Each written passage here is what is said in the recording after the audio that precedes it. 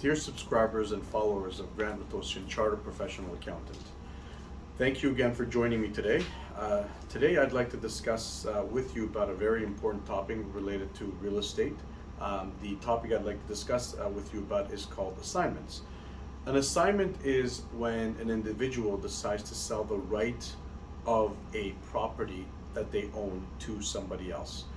It usually happens when somebody has purchased a pre-construction property from a builder, and before the property has been transferred to the purchaser, it is now sold or assigned to another individual.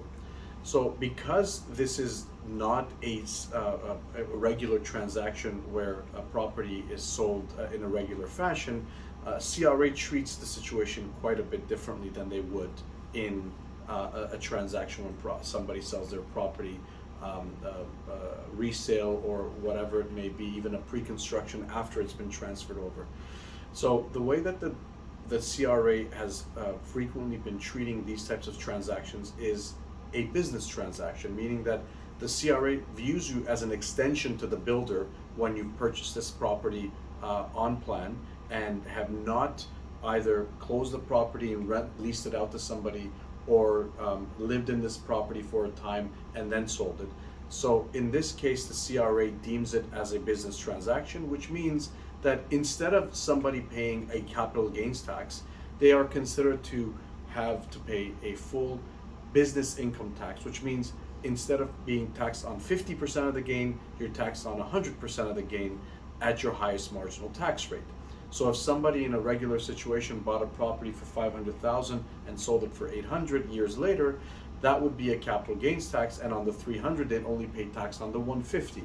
In this case, when it's on plan and it has not been closed and passed on to the buyer yet, then what ends up happening is that $300,000 fully becomes taxable, and it's a much higher taxation in this situation. And on the other side as well, CRA can also determine that you have also, as a builder, as an extension to the builder, should be charging HST on the sale of this transaction, at least on the growth and the deposits that you paid to the builder, and would require you to make a remittance payment for that HST.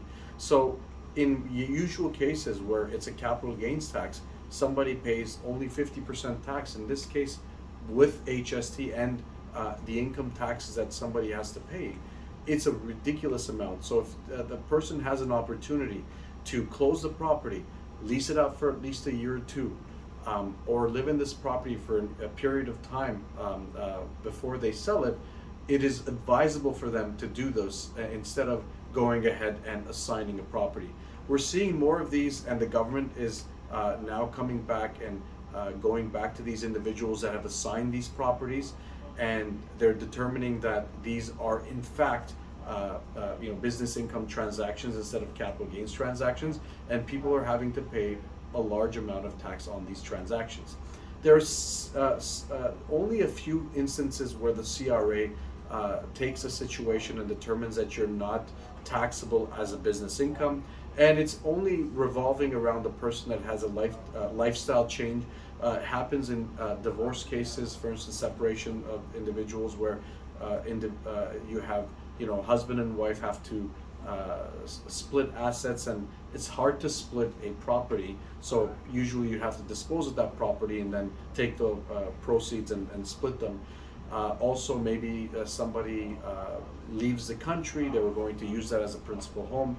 They will still have to pay capital gains tax, but they will be exempt from paying business income tax and likely HST on the disposition of that property. So, very important topic.